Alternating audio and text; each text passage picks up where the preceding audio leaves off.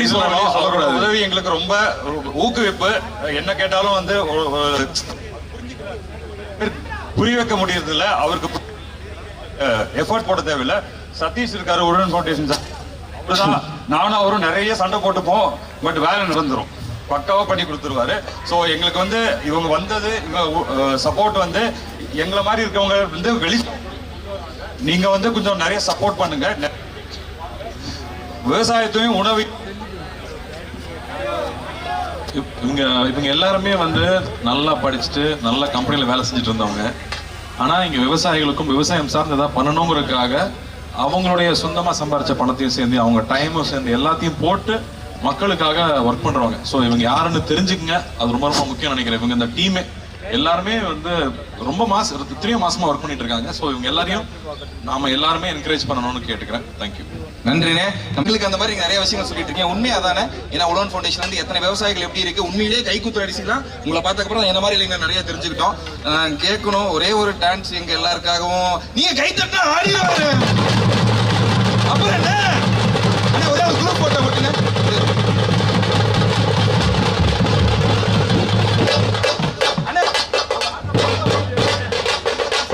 சில வார்த்தைகள். எல்லாருக்கும் வணக்கம். குறிப்பாக முதல்ல செம்பொழிலுக்கு வந்து பாரம்பரிய கலைகளை மேடை ஏற்றி அழகு பார்க்கறதுக்கான ஒரு பெரிய மேடை அமைச்சு கொடுத்த செம்பொழில் டீமுக்கு வாழ்த்துக்களையும் பாராட்டுதலையும் தெரியப்படுத்திக் கொள்கிறேன். குறிப்பாக ரேகா, எனக்கு என்ன சொல்கிறது, என்னை மாணவின்னு சொல்கிறதா இல்லை எனக்கு அவங்க குருன்னு சொல்கிறதா அப்படின்னு அவ்வளோ தூரம். குறிப்பாக இங்கே வந்து நம்ம இஸ்மாயில் சார்லாம் வந்திருக்காங்க. பெரிய பெரிய ஆட்கள் இருக்கும்போது இந்த சாமானியனையும் சாமானிய கலைஞர்களையும் கூப்பிட்டு கௌரவப்படுத்தினதுக்கு ரொம்ப வாழ்த்துக்களையும் பாராட்டுதலையும் தெரியப்படுத்திட்டு, குத்தரிசியோட பச்சரிசி, பச்சரிசியோட புழுங்கரிசி, இத விளைவிக்கிற உழவனை பாதுகாக்கிற கூட்டம் ஐயா நாங்க.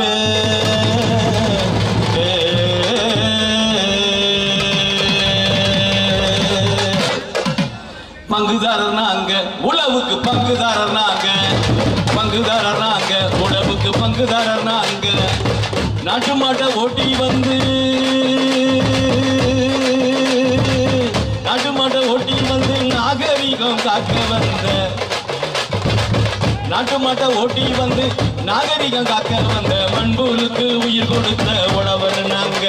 இந்த செம்போலில் சீராட்டம் தந்தோம் நாங்க, அட தந்தோம் நாங்க, அட தந்தோம் தந்தோம் தந்தோம் தந்தோம் தந்தோம் தந்தோம் தந்தோம் தந்தோம் தந்தோம் நாங்க. அப்படின்னு பழமையான ஒன்னே ஒன்று தான். உழவன் ஃபவுண்டேஷன் இருக்காங்க, செம்பொழில் இருக்காங்க. ரைட்டு, நீங்கள் வந்து உழவு தொழிலுக்கு மரியாதை செலுத்துறீங்க. ஆனால் கிட்டத்தட்ட 1024 கடைகள் தமிழ்நாட்டில் இருக்குது. நாங்கள் கிட்டத்தட்ட ஒரு 500 கடைகளை பாதுகாத்து கொண்டு வந்திருக்கோம். இந்த மேடையில் வந்து அதை கொண்டு வருவதற்கான பெரிய முயற்சியை செம்பொழில் பண்ணியிருக்காங்க. அவங்களுக்கு என்னுடைய வாழ்த்துக்களையும் பாராட்டுதலையும் தெரியப்படுத்திக் கொள்கிறோம். ஆனால் ஒன்றே ஒன்று தான், உழவுக்காக பயன்படுத்தப்பட்ட நாட்டுப்பாட்டு இங்கே இல்லாமல் போச்சு, உழவு பாட்டு இல்லாமல் போச்சு, ஏத்த பாட்டு இல்லாமல் போச்சு, சருகு பாட்டு இல்லாமல் போச்சு, கலைப்பாட்டு இல்லாமல் போச்சு. இதுகளையெல்லாம் சேகரிக்கிற ஒரு விஷயத்த இந்த மாதிரியான செம்பொழிலோ உழவன் ஃபவுண்டேஷன் போன்றவங்களோ அந்த கலைஞர்களை, நாட்டு பாடல்கள் பாடக்கூடிய கலைஞர்களை, கலையெடுப்பு பாட்டு பாடுற கலைஞர்களை, அதுக்கப்புறம் வந்து ஒவ்வொரு அரிசிகளை பற்றி பாடக்கூடிய கலைஞர்களை, அவர்களை நம்ம எல்லாரும் கௌரவிக்கணும்னு நான் நினைக்கிறேன். உழவன் அப்படிங்கிறவனுடைய சொல் சாதாரணமானது அல்ல. அவன் ரொம்ப முக்கியமான ஒரு பெரிய பிரச்சனையை இந்த சமூகத்துக்கு தந்துக்கிட்டே இருக்கான். ஏத்த வச்சு பாட்டு போட்ட, ஏத்த வச்சு பாட்டு போட்ட ஏக அட ஏக, கவலை வச்சு தண்ணி அரைச்சு, கவலை வச்சு தண்ணி வச்சு, ஏத்த வச்சு பாட்டு போட்டு நாத்து பாட்டு நாங்க பாடி, நாத்து பாட்டி நாங்க பாடி, கொழுந்திய செலுத்து வச்சோம், ஆட்டோரமும் போட்டு வச்சோம், மாட்டோரமும் போட்டு வச்சோம். பெரம்ப அடிச்ச வயலு எங்க வயலு. புத்துணர்வா இருக்கனே, அதை பத்தி ஒரு சில வார்த்தை முதல்ல வந்திருக்க மக்களுக்கு ஒரு சில வார்த்தை.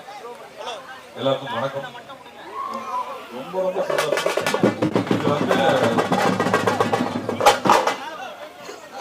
நான் வளர்ந்தது, நான் சொல்லியிருந்தேன், ஸ்டேஜில் கூட பேசியிருந்தேன், சம்மர் ஹாலிடேஸ் ஆனால் ஊருக்கு போகிறதா ரொம்ப பிடிக்கும். ஊர்ல போய் கிராமத்துல இருக்கிறது ரொம்ப பிடிக்கும். கிராமத்துல இருந்து கிளம்புறது அழகியா வரும்.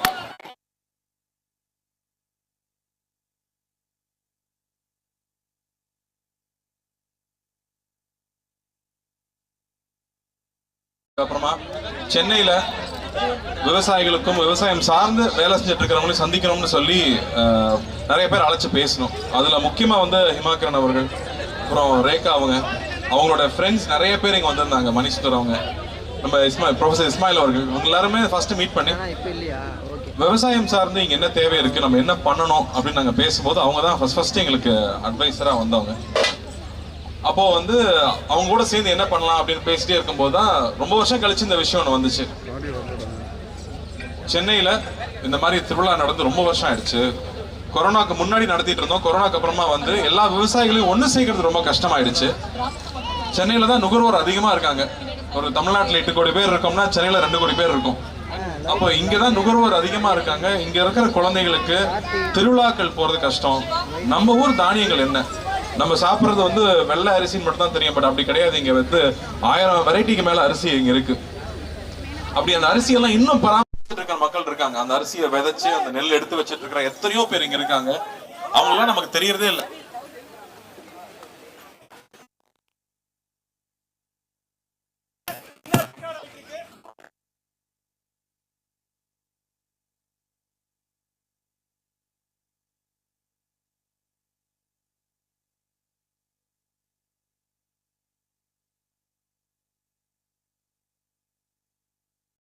எல்லாரையுமே தமிழ்நாட்டுல வந்து விளை பொருட்கள்ல இருந்து அதை எப்படி வந்து மதிப்பு கூட்டப்பட்ட பொருட்களா மாற்ற முடியும், எத்தனை மாதிரி ப்ராடக்ட்ஸ் பண்ண முடியுமோ அத்தனை ப்ராடக்ட்ஸும் ஆர்கானிக்கா இயற்கைக்கு துன்புறுத்தாம வந்து துணிகள் எப்படி பண்ண முடியும், உணவை எப்படி பண்ண முடியும், சத்தான உணவை குழந்தைகளுக்கு எப்படி பண்ண முடியும்னு யோசிச்சு பண்ற ஒரு சின்ன கூட்டம் தான் தமிழ்நாட்டுல இருக்கு. அவங்க எல்லாரையும் இங்க ஒண்ணு சேர்த்திருக்கிறதுக்கு முதல்ல இந்த விழா கமிட்டிக்கு நான் பெரிய பாராட்ட தெரிவிச்சுக்கிறேன். ரொம்ப ரொம்ப நன்றி. இந்த மாதிரி வந்து மக்களுக்காக குழந்தைகளுக்காக பண்ணணும்ன்றது வந்து அவங்களோட நேரத்தை எல்லாம் விட்டுட்டு ஒரு 3 மாசம் உழைச்சு இது பண்ணியிருக்காங்க. உழவன் ஃபவுண்டேஷனும் இதுக்கு ஒரு சிறு பங்கு அவங்க கூட என்ன பண்ண முடியுமோ அதை நான் பண்ணி கொடுத்துருக்கோம். அதுல அந்த வகையில இந்த மாதிரி ஒரு விழா ஏற்பாடு பண்ணி இந்த ஒரு சூழலை ஏற்பாடு பண்ணதே ரொம்ப பெரிய விஷயம். இங்க வந்து காலையில் ஒரு 1000 ஸ்கூல் ஸ்டூடெண்ட்ஸ் வந்துட்டு போயிருக்காங்க. பள்ளி மாணவர்கள் இங்க கூட்டு வந்தது ஒரு மிகப்பெரிய விஷயம். அந்த பள்ளிகளுக்கு முக்கியமா நன்றி சொல்றேன். இன்னும் 2 நாள் இது நடக்க போகுது. நாளைக்கு நாளைக்கு இன்னும் 2 நாள் இந்த திருவிழா இங்க இருக்க போகுது. இது ரொம்ப ரேரான விஷயம் தமிழ்நாட்டு சென்னையில நடக்கிறது.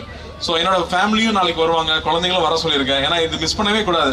நாம போய் திருவிழாவுக்கு போய் ஊருக்கு கூட்டிட்டு போய் காமிக்கிறது ரொம்ப அரிதாயிடுச்சு. ஆனா இங்க எல்லாமே உங்க வாசலுக்கு வந்திருக்கு. சென்னையில நடக்குதுங்கும் போது தயவு செஞ்சு இந்த ஆப்பர்ச்சுனிட்டியை பயன்படுத்திக்கோங்க. குழந்தைகளை கூட்டிட்டு வந்து இங்க இருக்கிற ரேக்லா ரேஸ் எல்லாம் ரேக்லா வண்டி எல்லாம் வச்சிருக்காங்க. இதெல்லாம் நான் பார்த்து ரொம்ப வருஷம் ஆச்சு. இங்க ரேக்லா வண்டிகள் இருக்கு. மாடு வெரைட்டி நமக்கு 4-5 தான் இருக்கும். கிட்டத்தட்ட 20 வெரைட்டிக்கு மேல இங்க கொண்டு வந்திருக்காங்க. ஆடுல இருந்து பறவைகள்ல இருந்து. அதே மாதிரி ரெடிமேட் ஃபுட்டும் இருக்கு. அது இல்லாம பேக்டா வந்து நீங்க வந்து வாங்கக்கூடிய மில்லட்ஸ்ல பண்ண பொருட்கள், அதே மாதிரி நம்ம நாட்டு வெரைட்டி அரிசி இங்க வாங்கிட்டு போகலாம். விதைகள் கிடைக்குது. இப்படி எல்லா ஆப்பர்ச்சுனிட்டியும் ஒரே இடத்துல ஏற்பாடு பண்ணியிருக்காங்க. ஸோ தயவு செஞ்சு இதை பார்த்துட்டு இருக்கிறவங்க இன்னும் 2 நாள் இருக்கு. 28, 29 இன்னும் 2 நாள் இருக்கு. வந்து கலந்துக்குங்க. காலையில 10 மணில இருந்து நைட்டு 10 மணி வரைக்கும் இருக்கு. ஸோ இதுக்கு எவ்வளோ அட்வர்டைஸ் பண்ண முடியுமோ பண்ணுங்க. இதை கொண்டு போய் சேர்க்கணும்னு நம்ம மீடியா தோழர்களையும் நான் நண்பர்களையும் கேட்டுக்கிறேன். நன்றி. ஆனா எங்களுக்கு ரொம்ப சந்தோஷமா இருக்கு. என்ன சொல்ல போனா நீங்க வந்து நாங்க சொல்ல வேண்டிய எல்லா விஷயத்தையுமே நீங்க சொல்லிட்டுங்க. அதான் நம்ம சொல்ற மாதிரி கறிக்கஞ்சில ஆரம்பிச்சு கம்மங்குள்ள ஆரம்பிச்சு இங்க இருக்க கால வரைக்கும் அத்தனையுமே நம்ம தமிழ் பாரம்பரியம். அதை நீங்க சொல்றப்ப எங்களுக்கு அவ்வளவு சந்தோஷமா இருக்குண்ணே. உண்மையிலே நீங்க ஒவ்வொரு படத்துலையும் நம்ம கடைக்குட்டி சிங்கம் ஆகட்டும், இங்கே மாவட்டம், நான் ஏற்கனவே சொன்ன மாதிரி தான் நீங்க காலையை பிடிச்சிட்டு வந்தா அந்த ஐயனார் சாமி அப்படியே காலையை பிடிச்சிட்டு வர மாதிரி எங்களுக்கு ஒரு புத்துணர்வு ஏற்படு. இதுக்கெல்லாம் கை தட்டலாம். அதை விட இன்னொரு முக்கியமான விஷயம் வந்து நம்ம பசங்க கேட்டே இருந்தாங்க, எப்ப பார்த்தாலும் நம்ம கார்த்தியான காலக்கூடையே வராரு, அவர் அடுத்து வந்து நம்ம சென்னையில வந்து இந்த மாதிரி ஜல்லிக்கட்டு அவர் தலைமையில் நடக்குமா அப்படின்னு கேக்குறாங்கண்ணே. ஜல்லிக்கட்டுக்கு ஏற்பட்ட லைசன்ஸ் வாங்கணும். ஆனா வாங்கினா நிச்சயமா எல்லா காலையும் கொண்டு வந்து இறக்கிடுவாங்க. சென்னையில என் காலை ஓடணுங்கிறதுக்கு ஒரு பெரிய கூட்டம் இருக்கும். இவர்கிட்ட சொன்னா அதுவும் ஏற்பாடு பண்ணாலும் பண்ணுவாரு. சூப்பர்ண்ணே. நாங்களும் இது ஒரு ஆசையா தான் நினைக்கிறோம். கண்டிப்பா என்ன அப்படின்னா ஆக்சுவலா நான் வந்து ஜல்லிக்கட்டுக்கு முன்னாடி பார்த்தது இல்ல. படத்துல நடிக்கிறப்பதான் நாங்க போய் ஆக்சுவலா ஷூட் பண்ணும்போது நான் நின்று பார்த்தேன். அது உண்மையா வேற அது ஒரு பிரமாதமான ஒரு விஷயம். அது ஒரு பிரமாதமான விஷயம். உண்மை. நீங்க பலன் சொன்னப்பதான் எங்களுக்கு ஞாபகம் வந்தது. இந்த காலை கூட அங்க சேர்ந்து நீங்க நிக்கிறப்ப எங்களுக்கு கருக்குன்னு ஒரு மாதிரி இருக்கு. அவன பேர் பார்த்தோன்னே அவன் பேர் டோனின்னு எங்களுக்கு சொன்னாங்க. ஆனா உண்மையிலே அது நீங்க வச்ச பேருங்கிறதே எங்களுக்கு இங்க வச்ச மாதிரி தான் இருக்கு. ஆனா அந்த காலை கூட ஒரு மாதிரி சினிமால வைக்கிற பேர் ஒட்டிக்கும், ஒரிஜினல் பேர் மாதிரி இருக்கும். உண்மைதானே. ஆனா அது எப்படின்னு எங்கெல்லாம் பார்க்க சும்மா சொல்லிக்கிட்டு இருக்காங்க, பார்க்கலாம் ரொம்ப கொடூரமான ஒரு மிருகம், பக்கத்துல போயிடாதீங்க அப்படின்னாங்க. குழந்தை மாதிரி தான் வச்சிருக்காங்க. அதான் அது ஒரு டேங்க் அளவுக்கு பவர்ஃபுல். ஆனா வந்து பெண்கள் கிட்ட அது சாந்தமா இருக்கு, குழந்தைங்க கிட்ட சாந்தமா இருக்கு. அது பக்கத்துல ஆள் வரும்போது அந்த ஆள் எந்த நோக்கத்தோட வரான்னு அதனால கணிக்க முடியுது. அதுதான் அங்க ரொம்ப ஆச்சரியமான விஷயம். ஏன்னா அங்க வந்து 15 வயசு 16 வயசு பசங்க எல்லாம் வந்து காலை பிடிக்கிறாங்கன்றாங்க. அது என்னன்னா ஏறு தழுவுதல் தான். வெளிநாடுகள்லாம் ஸ்பெயின் எல்லாம் இருக்குன்னா அது அந்த மாட்டை காயப்படுத்துவாங்க, இங்க கட்டி பிடிக்கிறது தான்.